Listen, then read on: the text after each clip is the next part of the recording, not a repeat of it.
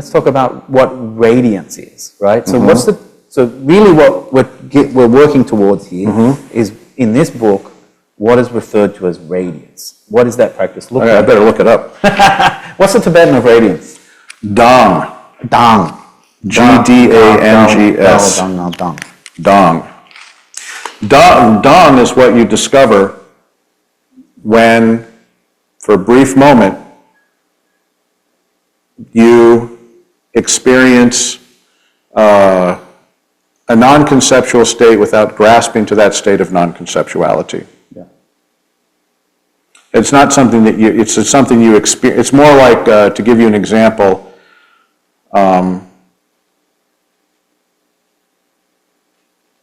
it's hard to give you an example, honestly, but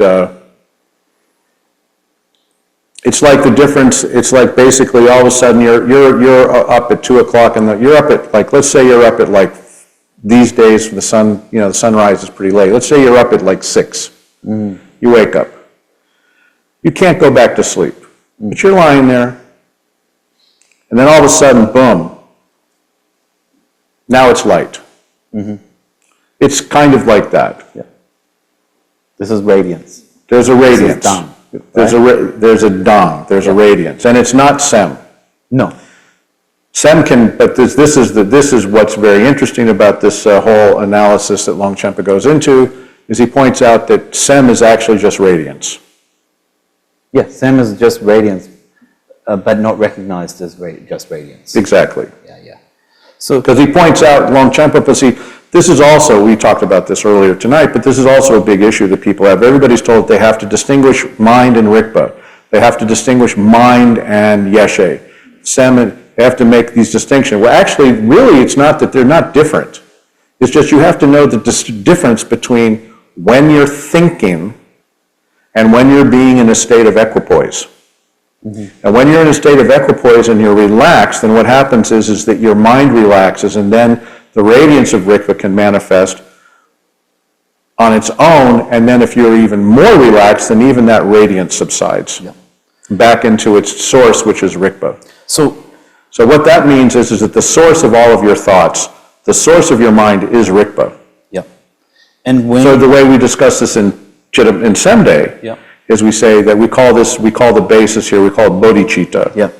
You say when chitta is active, then bodhi disappears. Yep. In the sense that you couldn't see it. Yeah. But when chitta is not active, then bodhi comes to the forefront again.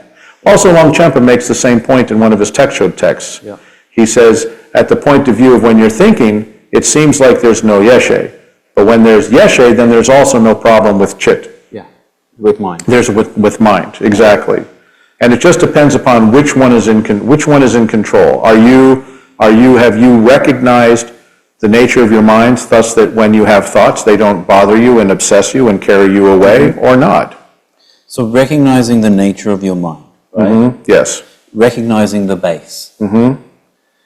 So if why? We have to ask why we want to do that. That's important. We'll ask why. But I want to just separate the Rangrik out from this, right? So Dzogchen introduction. You're like you want to be a duck, man. You want to be able to separate milk from water. Yeah, that's a goose, right? Milk and water. But I'm very much a goose. But here's the thing, so if we say that rigpa is, or vidya is recognition of the base, right? Yeah, that's what it says in the Tantra Without Syllables on page 66 or something like that. And then the base is what? In the commentary. The base is what? Kadak and Lundrup? Or how do you want to say I would say the base is, the way it says in Buddhahood in this life, it just says the basis is kadak. It's original purity, meaning emptiness.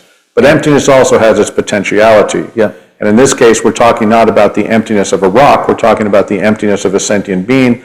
And so therefore, a sentient being always has the potentiality of consciousness. And in this book, it's described as Tong, Sel, Rik. Yeah, which is the same as Kadak, Lunak, and Tuje, but it just doesn't use that terminology. So when you recognize the base, the nature of your mind, the nature of your mind, you're recognizing Rik. That recognition is Rik. So this is important here because this is a distinction why it's not rung rik, right? Mm-hmm. So when you recognize the base, you're recognizing tong sel rik, but it is not rung rik. Correct. I mean, it's not rung rik of Chittamatra, the Swasam. It's not awareness of awareness. It's not rik of rik. Correct. Yeah. Is this making sense? Is this okay? Well, if it were rik, if it were awareness of awareness, there would be this term riggy rik. Yeah. And there's no such term as riggy rik in any Tibetan text I've ever read. Yeah.